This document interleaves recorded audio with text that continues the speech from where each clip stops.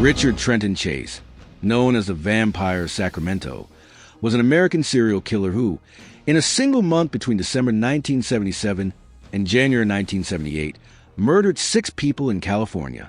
His gruesome crimes included shooting, mutilating, and cannibalizing his victims, often drinking their blood in a chilling ritual that earned him his infamous nickname. In this documentary, we will dissect Chase's atrocities through the lens of psychology and psychoanalysis, unraveling the mind of a killer whose descent into madness left a city paralyzed with fear. Why Richard Chase? Why dedicate an entire documentary to a man whose name still sends shivers down the spine? His case is a psychological goldmine, a twisted puzzle that demands exploration. Chase wasn't just a killer. He was a walking nightmare, a man whose fractured psyche turned suburban Sacramento into a slaughterhouse. His methods were not just violent. They were grotesque, primal, and deeply personal.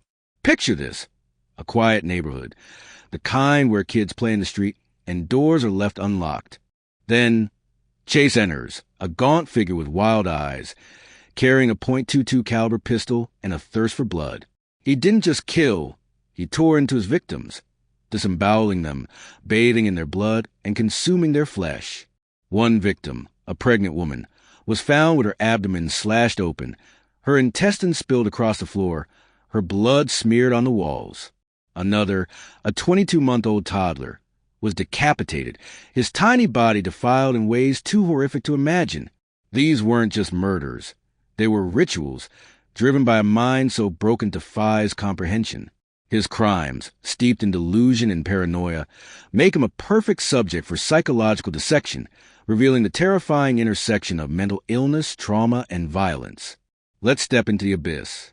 Imagine a boy born May 23, 1950, in Santa Cruz, California.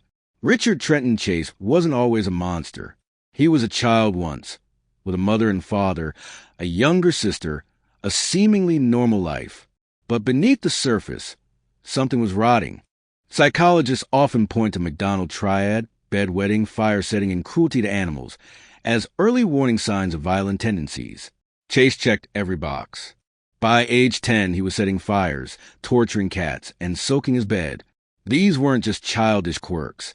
They were screams from a psyche already fracturing. His home life was a pressure cooker. His father, a strict disciplinarian, reportedly beat him, while his mother, possibly struggling with her own mental health issues, oscillated between neglect and enabling. This dysfunctional environment, psychologists argue, planted the seeds of antisocial personality disorder, a condition marked by impulsivity, lack of empathy, and a disregard for societal norms.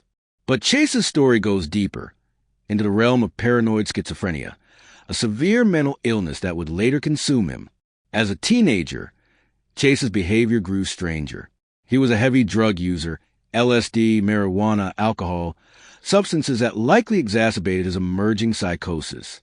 He dated briefly, but his relationships crumbled under the weight of his impotence, a source of profound shame.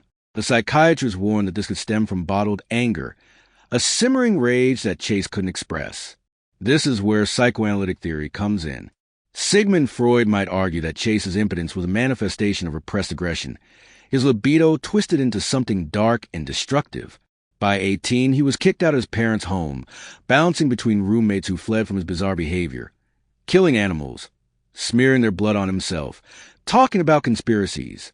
One roommate recalled Chase holding a dead rabbit, its blood dripping down his chin, claiming it kept him alive. This wasn't just odd. It was a neon sign of a mind unraveling. Chase's descent into madness accelerated in his 20s. He was institutionalized multiple times, diagnosed with paranoid schizophrenia after injecting rabbit blood into his veins, convinced it would cure his imagined ailments. Hypochondria, an obsessive fear of illness, gripped him. He believed his blood was drying up, that his heart was shrinking, that Nazis or UFOs were poisoning him. These delusions, psychologists explain, are hallmarks of schizophrenia, where the brain's ability to distinguish reality from fantasy collapses. Yet, in a tragic failure of the mental health system, Chase was released in 1976 under his mother's care. She weaned him off his antipsychotics, believing he was better. This decision, experts argue was catastrophic. Without medication, Chase's delusions grew unchecked, his reality a warped tapestry of blood and survival. Why did Chase kill? Psychoanalysts might point to clause in Lidberg-Schreier syndrome model, a framework for understanding serial killers. It describes 5 primitive psychic mechanisms: omnipotence, sadistic fantasies, ritualized performance, dehumanization, and symbiotic merger. Chase embodied them all. His omnipotence came from his belief that he controlled life and death, that blood was his elixir. His sadistic fantasies were evident in his animal cruelty, a rehearsal for human victims. The ritualized performance was clear in his methodical mutilations, cutting precise incisions, drinking blood in a specific order. Dehumanization allowed him to see victims as objects, not people. And symbiotic merger? He consumed his victims, believing their blood would fuse with his, keeping him alive. This wasn't just murder. It was a warped quest for immortality. Chase's victim selection was chillingly random, driven by opportunity and delusion. He once said he only entered homes with unlocked doors, interpreting them as invitations. This reflected disorganized killer profile. Per FBI behavioral analysis, impulsive, chaotic, with no clear pattern. His first known murder, on December 29, 1977, was Ambrose Griffin, a 51-year-old engineer shot in a drive-by outside his home. It was a test, a spark that ignited Chase's spree. A month later, his crimes escalated into unspeakable horror.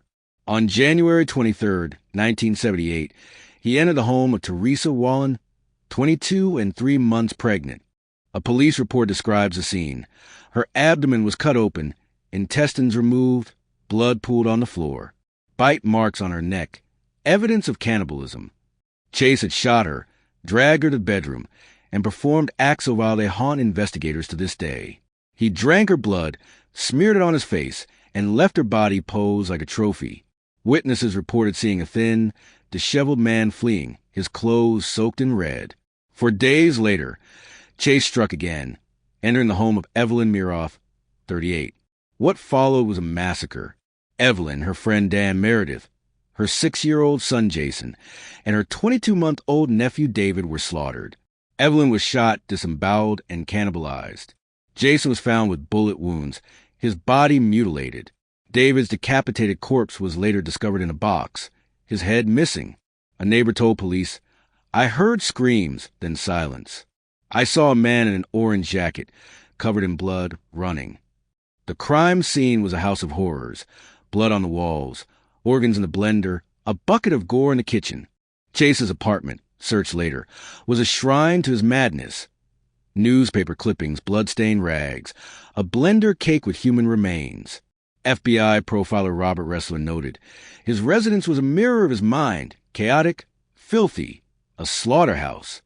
Psychologically, Chase's methods reveal a mind trapped in delusion.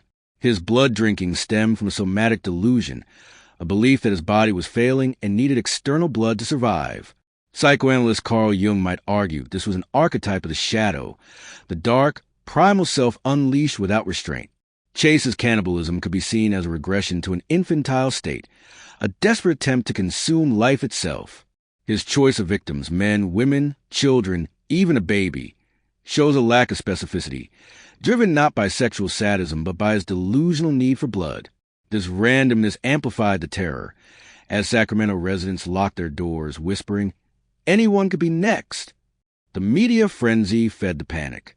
The Sacramento Bee ran headlines like, "Vampire Killer Stalk City," quoting police. "This is unlike anything we've seen." The brutality is incomprehensible. Residents formed neighborhood watches. Sales of deadbolts skyrocketed. Chase's reign of terror ended on January 27, 1978, thanks to a former classmate, Nancy Holder. She recognized him in a store, wearing the same orange parka, described in police reports. Her call to authorities led to his arrest. When police cornered Chase, he was carrying a box with David's remains, his hands still sticky with blood. He showed no remorse, telling officers, "I had to do it. My blood was running out." In court, Chase's defense argued insanity, citing his schizophrenia. Prosecutors countered that he knew right from wrong. pointing to his attempts to cover his tracks.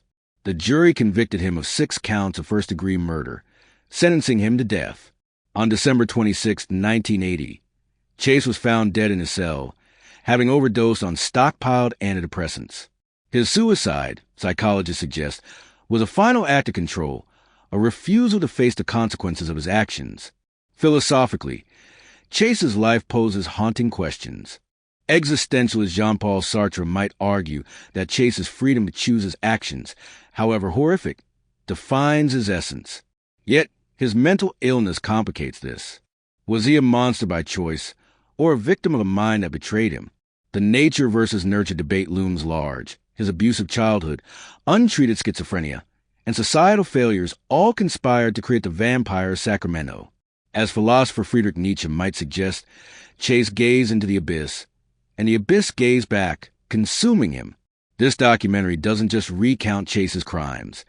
It forces us to confront the fragility of a human mind. His story is a warning. Unchecked mental illness, coupled with trauma, can birth horrors beyond imagination. As you lock your doors tonight, ask yourself, what separates us from the abyss? For Richard Chase, that line was crossed long ago, leaving a trail of blood that still stains our collective nightmares.